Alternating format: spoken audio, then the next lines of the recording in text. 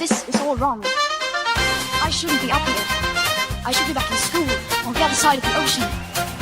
Yet you all come to us young people for hope. How dare you! Boring. Boring. Boring. Okay, you got into it. Don't tell us what we're going to feel.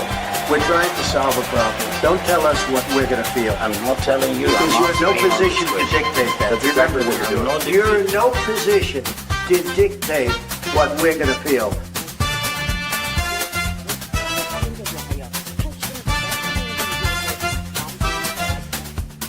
I call again for an immediate ceasefire in Gaza, the return of the sausages, the hostages. Welcome on and all to the unusual and extraordinary and hopefully inspiring station which tells you the truth, gives you our opinions, but never mixes the two. Hooray! And hopefully is a little bit more honest than the British Prime Minister, who is lying to himself, in my view. Please don't forget to like and subscribe on Unprecedented TV, the home of free speech and hopefully of facts as well, where we treasure facts and we're gracious with opinions as well. Now, I'm mentioning Keir Starmer because perhaps by the time you watch this, who knows, if you're watching it in the archive, Keir Starmer will be gone. It's been a very difficult time for the Prime Minister. He has lost a number of his staff. Perhaps even as we're on air, he loses more. Perhaps he himself will resign. But there's no doubt that Keir Starmer finds himself in a position which is precarious, to say the least. And if history is anything to go by, probably unrecoverable. That's an opinion, but I've been around in politics for 40 years, and I've never seen the Prime Minister recover from the mess that he's in, at least at the time of the broadcast. Keir Starmer's problems started a long time ago. In fact, before he was even a member of Parliament, where he seemed to miss things like the most prolific paedophile that we know, Jimmy Savile, doing his business, while Keir Starmer was head of the CPS, the Crown Prosecution Service. How did that slip through the net, even though there were literally hundreds of victims?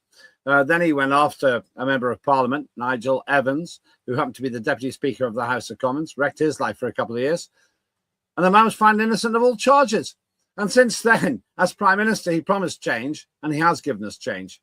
He has managed to change the dial on terms of popularity, or should I say unpopularity, to be the most unpopular Prime Minister in recorded history in British politics. Now, that is an achievement, but probably not the change he'd intended. In my opinion, the problem is that Keir Starmer has no self-awareness. He's not an experienced politician by his own admission, and he rather foolishly said he'd rather be in Davos than in Parliament. So by his own words, he would rather be in the unelected autocracy of the World Economic Forum than in the elected house, which he is paid to serve. Put all that together, it's hardly surprising. He's in a crisis situation and literally hanging by a thread.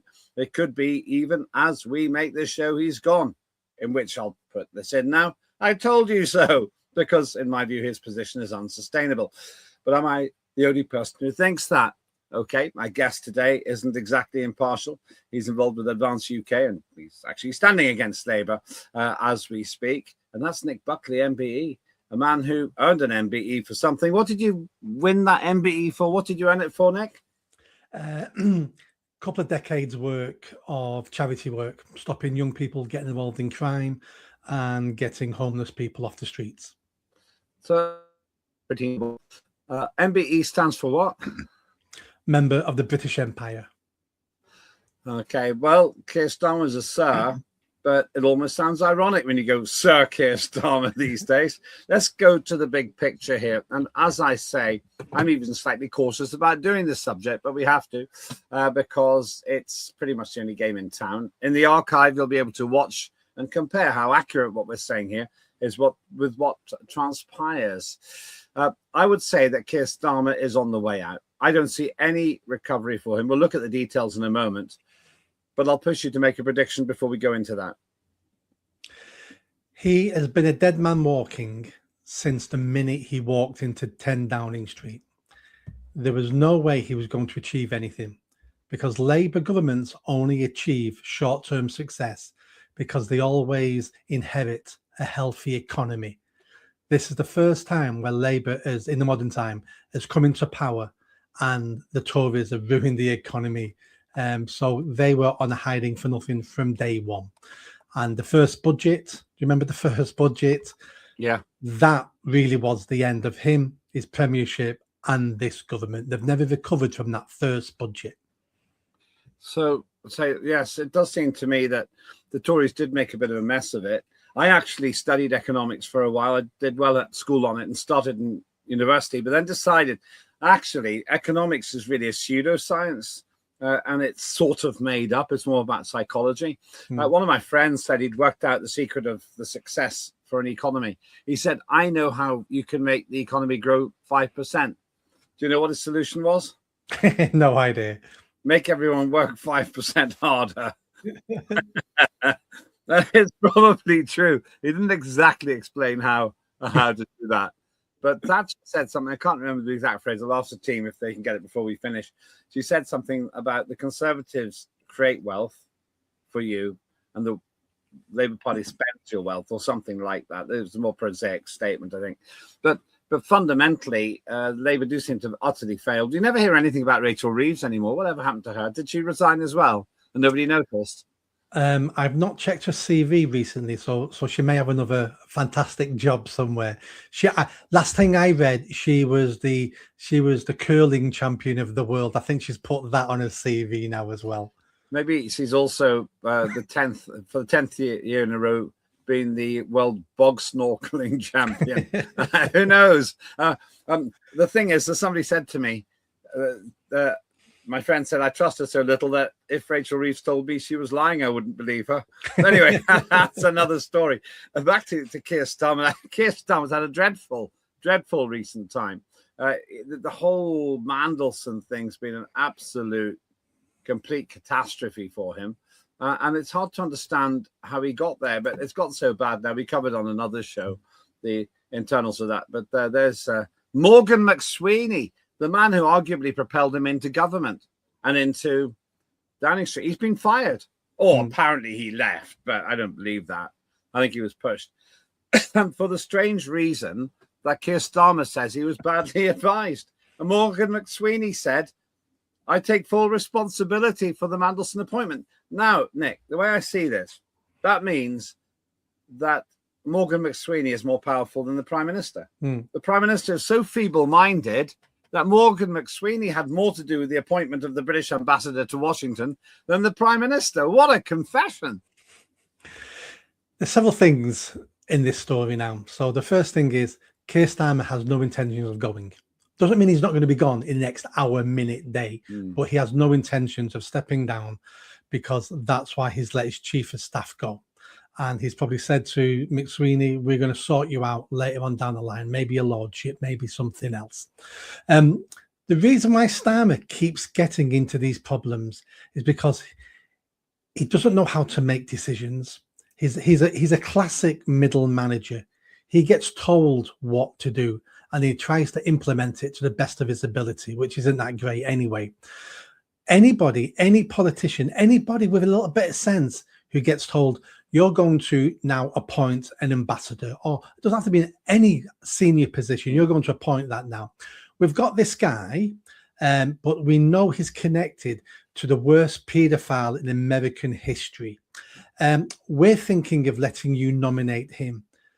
Anybody should have said straight away, the optics of that look terrible. I don't care if he's the best person for the job, but I can't appoint people who are friends with paedophiles after we knew they were paedophiles. You can't blame someone for being friends with someone when you didn't know, because paedophiles hide everywhere. You don't know what they are. But the second he was arrested and let out on bail, he was still friends with him. He still stayed at his house, just like Prince Andrew. It's like these people have no sense. And for Keir Starmer to appoint him, knowing that and knowing he had the secret files from MI5 and all that, and to still appoint him shows he has no judgment. He's just doing as he's told, as he's always done. This is the thing. In order for us to believe that Keir Starmer didn't know all about Mandelson, it means that he couldn't have read the newspapers, which clearly said that Mandelson was chums with Epstein. He ignored the MI5 reports or didn't see them, in which case, what's the point of all this vetting? Or worst of all, he didn't care. They didn't care. Now, he is a father. I'm a father. He's a father. And that third one is the worst one. He didn't care that children were being raped as a result of Mandelson's close chum. He says he loves so much and everything else. Mandelson's close chum's actions. Incidentally, it's something else that really annoys me, and I said this actually on the BBC recently. People go on about violence against women and girls. No, it's violence against victims. Because every time they say, oh, Epstein's guilty of violence against women and girls, they assume there wasn't a single male victim. And I simply don't believe that. But they're not even going to be looking for it if it's always sexually discriminated against all those potential victims who are boys. And for Mandelson to say because he's gay, he was insulated from it, somebody as depraved as Epstein probably didn't care. He mysteriously died, allegedly suicide. So we can't ask Epstein directly, but I'm sure at least one of the, well, I would say one of the 6.5 million documents that actually exist might hint at boys being involved, and I've heard some backstories about that. But you're right. This claim by Mandelson, by Starmer, that Mandelson was unknown to him. He never did anything wrong. How can we have somebody as dumb as that in Parliament? Is it because he literally is so inexperienced, or what? Or is he just not smart? A little bit of everything, but it's also this. Labour and Labour politicians have a real blind spot when it comes to paedophilia. Why would Keir Starmer care about the most famous American paedophile? Why would he care about him and his victims? Because Keir Starmer doesn't even care about the 100,000 British girls who have been gang raped by the grooming gang scandal. He doesn't care about our children. Why for a moment do we think he would judge someone being friends with an American paedophile when Keir Starmer didn't even want an inquiry into it in this country? He blocked it. All the Labour MPs blocked it. He was forced into it, and now it's going to be a cover-up. He's appointed a Labour chair to run it. Labour have got a real issue with paedophilia. They think it's the next progression from LGB being gay, whatever. They think this is the next thing, and it's not the next thing on that. It's completely different. It's against human nature. It's evil. But Labour keep letting themselves down on this. Harriet Harman was on the NCCL, National Council for Civil Liberties, at a time where they'd seriously thought that PIE, the Paedophile Information Exchange, I think they were called, had some rights. This is the thing. And Harriet Harman was a senior politician in the end in Labour. But there's another point you've made, which is really interesting here. Could it be that the same thing that's caused Keir Starmer not to care about the obvious inappropriateness of Peter Mandelson is the same thing that's caused him not to care about the rape gangs? I worked with Peter Mandelson. I could have told Starmer that Mandelson was a liar because I worked with him, and he lied to me. That was 20 years ago. But Starmer didn't know. He didn't know. He's got hundreds of staff at his disposal, thousands arguably, and not one of them gave him good advice. Instead, his big pal Morgan McSweeney, who's taking the rap now because he was obviously the de facto prime minister, has been chucked out. By the way, this isn't the first time he's got it wrong. What about Jimmy Savile? There's Keir Starmer going on and on. There he is, Jimmy Savile. There's Keir Starmer going on and on and on about being head of the CPS. And in all the years he was head of the Crown Prosecution, no one person told him Jimmy Savile was a serial paedophile, even though it was common knowledge in the BBC. How could he have? Why does he boast about having done such a bad job? He knew about all this. Of course he did. He's right in one point where he said he got bad advice because he was probably told, forget about the paedophiles, appoint him anyway. So that was bad advice. But as a prime minister, you should know bad advice when you hear it. But going back to PIE, the Paedophile Information Exchange, for people who've never heard of that, this was in the 70s. This wasn't an underground movement. This was an in-your-face lobby group, and one of its aims was lobbying to reduce the age of consent to 3. They applied for and got government. 3. They applied for 3. and got government grants off the Labour government to promote themselves, because they were giving grants to all these far left-wing idiot organisations. They got government grants. They were not a hidden, under-the-counter group. They were in your face. And Harriet Harman, right? She was not involved with Pi, obviously, but she was involved with Liberty, who allowed them to join Liberty. They fought for their rights. This has been within Labour within crazy Labour for a long time. Yes, it was. There was another woman. I can't remember which other Labour female was also involved in that at the time. We'll probably get the name before the end of the show. So there is a very checkered history with some senior Labour MPs. So we've got Starmer. So frustrating this. We've got Starmer, who has got a very bad track record of taking these things seriously, appointing that man, Mandelson. And of course, we've seen this Labour crisis deepens. As I say, we'll broadcast this, whatever the situation, but it's quite possible by the time people watch this, Starmer's gone. But he's caused this himself. There he goes. That's not Morgan McSweeney next to Peter Mandelson. It's Keir Starmer. You sort of feel like shutting the door and saying, how can you seriously carry on in your job? How can you not see that you're not suited? You're not up to it. Because if he had that sort of vision, he wouldn't be Prime Minister at the moment. He'd have resigned a long time ago. Look at the 13 U-turns he's done. We're going to take the winter fuel allowance off old folk, but not all of them. We're going to tax pubs more, maybe not pubs. U-turn, because they come up with an idea and go, this will be great. And then they announce it.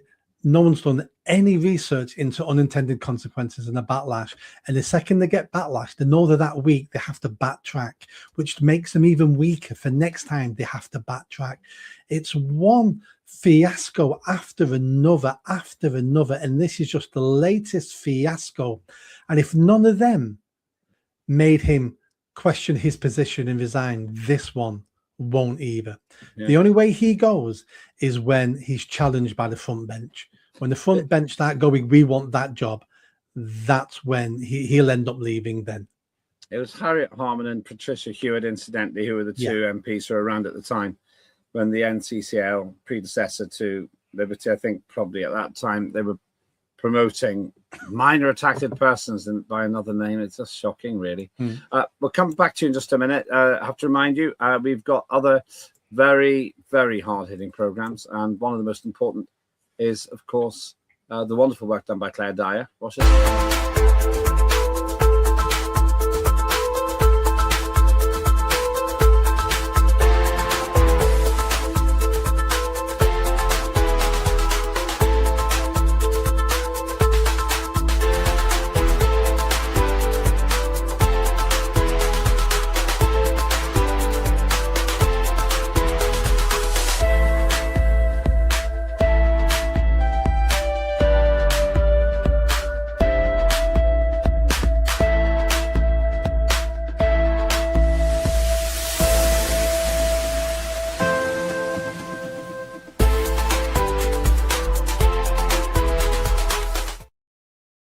That is Claire Dyer, Dire Consequences. Please do like and subscribe at Unprecedented TV.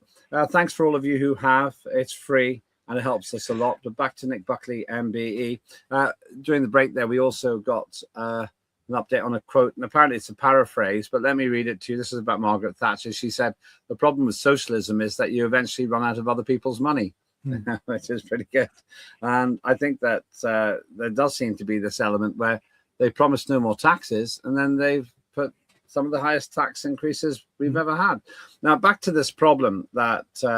and let me jump in there. And then for 2 years now, cancelling elections, trying to get rid of jury trials, trying to bring in Islamophobia, religious blasphemy laws.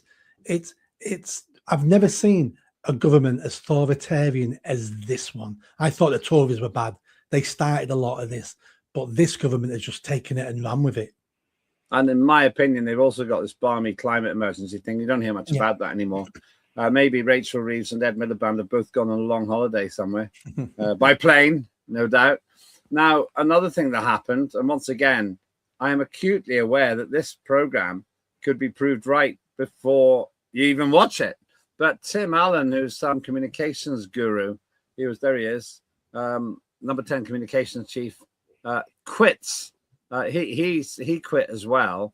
Now, when you start losing people like this, as Mandelson Fallout Demons, when you begin to lose people like this, it's curtains, it's over. Now, I suspect what's happened is he knows what's going to come out in the inquiry into the documents which were sent between London and Washington when Mandelson was on his ill-fated term of office as the British ambassador to America. But he's gone. Now, when your staff start walking out, you know you've got trouble. When I was leader of the Liberal Democrats in Wales, when I used to be party leader there, I don't remember losing any staff like this. There were some mistakes. Some were made by me, some were made by my staff, but I owned them all. I didn't say, oh, well, it was Jim there who messed it up. I said, yeah, that was a mistake. I should have done better. Internally, I said, Jim's fictional character, but Jim, why did this happen? But you don't go as a leader and basically grass up your own staff. It's terrible for morale, and it makes you look tremendously weak. If I'd done that, I'd have thought, well, what I'm saying is I'm such a bad judge of character that I employ people who I can't trust myself. It's just awful. In the same way that you wouldn't go and undermine your children to other children. You wouldn't do it. Well, you shouldn't do it. So I think that Starmer from every angle now is just completely on the ropes. What do you make of him as a leader? He is on the ropes, but I'm not sure that McSweeney or the chief of communication have actually resigned. McSweeney. McSweeney. Yeah, sorry. Yeah. I'm not sure if they've resigned. I'm pretty sure they've had a word with the Prime Minister who said, I'm in deep stuck here. Can you fall on your sword? Can you take the blame for this? And I'll try to sort you out later down the line. I think both of them have resigned to try to help Starmer, because Starmer's line is going to be this now in Parliament. It wasn't my mistake. It was my chief of staff's mistake. And I've let him go now. And the communication side of it was appalling. And that was down to my communication manager. He's gone now as well. I need new people around me who and Keir Starmer is trying to cling on. These are sacrificial lambs. These two people haven't resigned in disgust, haven't resigned to bring Starmer down. They've resigned to keep Starmer in place. That's great to hear you say that, because I feel exactly the same. It probably went something like this. I need you to go. Well, I don't want to go. Well, if I lose, you're going to go anyway, mate. Yeah. And then, oh, well, we'll sort you out after. But he can't put Morgan McSweeney into the Lords after what he said about Morgan McSweeney. Tim Allen's walked off. Why would he get a peerage? I'm not sure what else he can give him. How useful is a knighthood? It hasn't made Keir Starmer any smarter. Meanwhile, you've got the circling vultures and the two front runners. There they are. That's Angela Rayner, who got chucked out for her misdemeanors, and Wes Streeting, who's got problems. Angela Rayner, I would love her to be the Prime Minister. Do you know why? Because of the content she'll help you collect to create. After Joe Biden left, there was a period of mourning in the satirical corridors of broadcasting. But I think Angela Rayner would be a great replacement. It would just be hilarious if she was in that job. Absolutely hilarious. As for Wes Streeting, probably a bit more competent, but so wet behind the ears. And he's got a problem. Do you know what his problem is? No. He's associated with Mandelson, very close to Mandelson. Yeah. And it's quite possible stuff will come out there which will compromise him. And it's become so toxic that just hanging around with him suggests he got terrible judgment. That's the problem. I mean, it's a bit unfair to if it's just you've met him, you've got photos with him, you've met him at events. You can't judge someone on that. But I remember reading somewhere recently that Streeting had put a quote years ago saying Mandelson was his mentor or something like that. I seem to, and that's not 100%. I seem to remember reading something like that. Now that's damaging. Yeah, I think it is. And there are plenty of shots, and there's another one, that rather fuzzy shot. The actual caption to this one was, some photographs aged like milk on a hot radiator. It's not a picture you want to have dredged up all the time. The biggest problem that Wes Streeting has, I think, is the same. If he was mentored by Mandelson, I knew Mandelson 20 years ago when I was in my 30s, actually, and I could tell he was terrible. He double-crossed me when I was working with the late David Trimble. I didn't need to have a psychological analysis or references to know he was a bad egg. And I said so at the time. I said, I'm not going to work with this guy because he's just lied to myself and David Trimble on an important matter of Northern Ireland policy. But as it turned out, he had to resign then anyway. He's resigned twice from government. I mean, this is the thing. And that's not a clue to anybody that this guy's had to resign several times before. Yeah. I mean, it's judgment. It's just dismal. It really is. So, yeah, I see Wes Streeting and also I see Wes Streeting and also Angela Rayner really massively compromised. I think Rayner's probably more popular. It's said that she'd got in if she didn't have all that tax trouble by contradicting her own parties, her own policies, in fact. Who would you put as the front runner? David Lammy's the other possibility, but we mock him almost every time we talk about him. Angela Rayner by a country mile. This is Angela Rayner's to lose. Andy Burnham, if he had stood at the by-election and won the by-election, but he didn't manage to do that, he would have been Prime Minister. But at the moment, the way things stand, Angela Rayner is odds-on favourite for me. She ticks all the boxes. And Labour, don't forget, are far left now.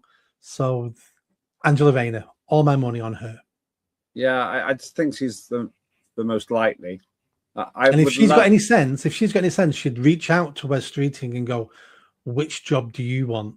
Yeah. Let's run as a double act because, you're still quite young. You'll have another chance at Prime Minister. What top job do you want? Do you want Chancellor Exchequer? Do you want Home Office? What do you want? And as the two-ticket race, unstoppable then. Yeah, it just would be great because it also would make Labour completely unelectable. They already are. Yeah. Just imagine Angela Rayner in a leaders' debate. Just imagine. I'll tell you something else as well.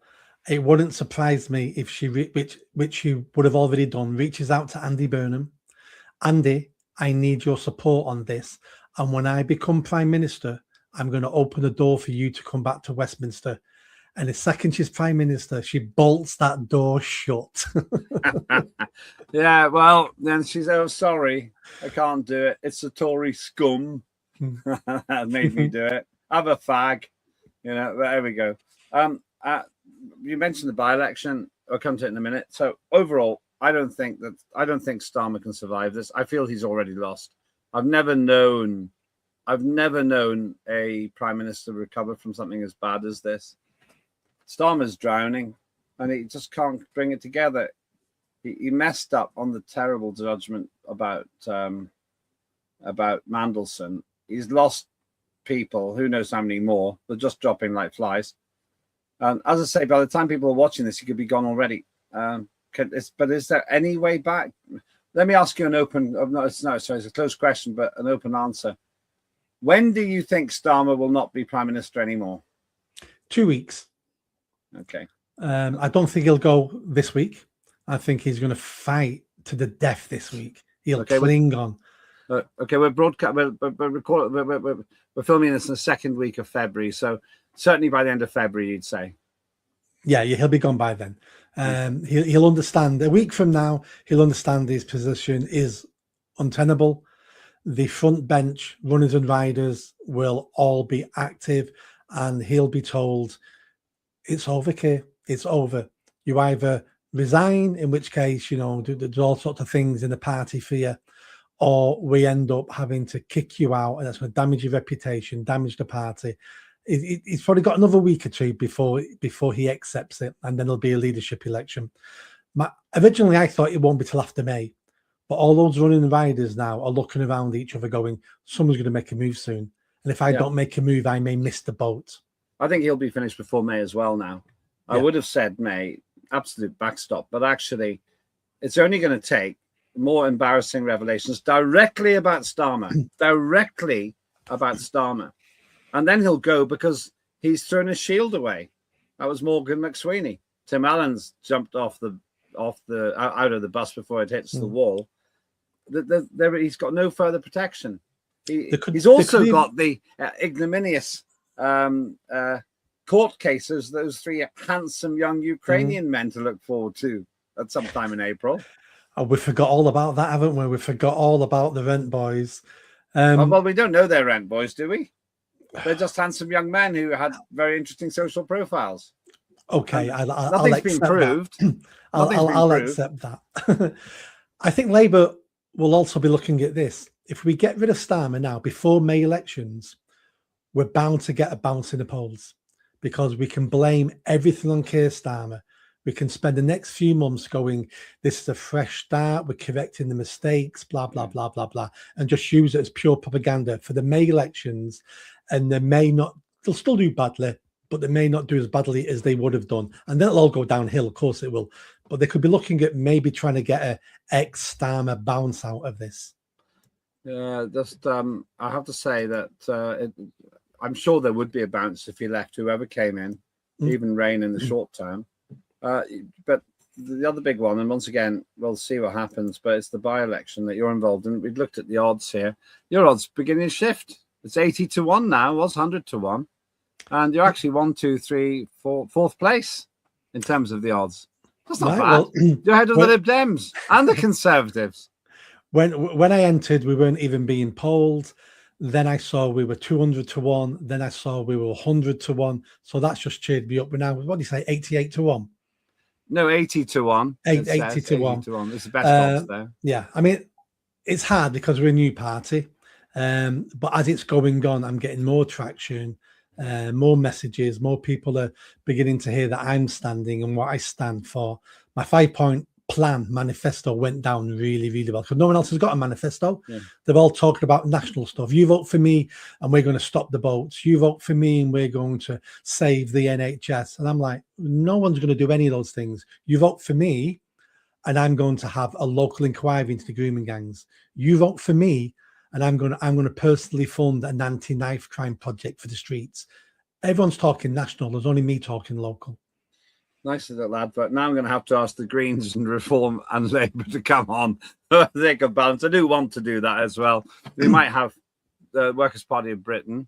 They're still ahead of the Tories and the Lib Dems and poor old Social Democrats. They're nice people. They are actually. Yeah. Well, that's good. If and when, well, it seems obvious actually now that the Labour Party will lose that election. It's quite remarkable, really. And let me jump in there.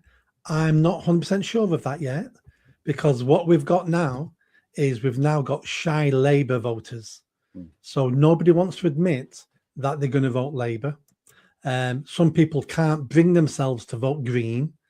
Yeah. So I think there's many people out there who still may vote Labour, but will not admit it to anybody. We used to call people like that shy Tories because we're embarrassed about the Tory party.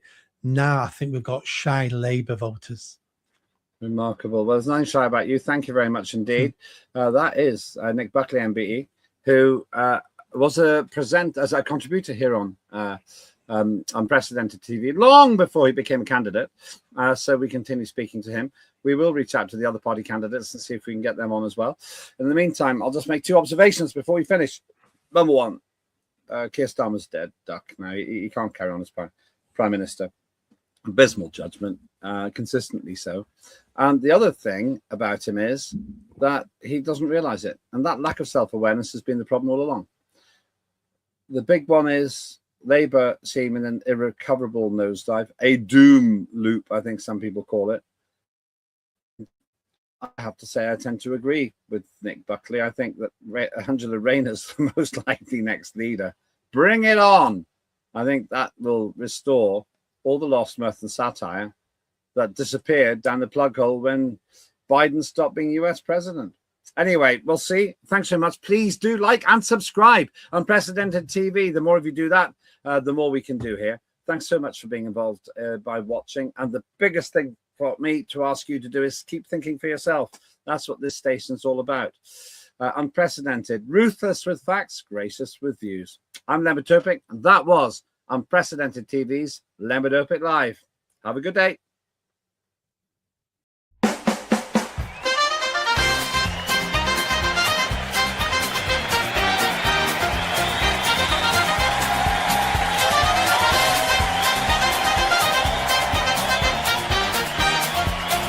Immediate ceasefire in Gaza. The return of the sausages.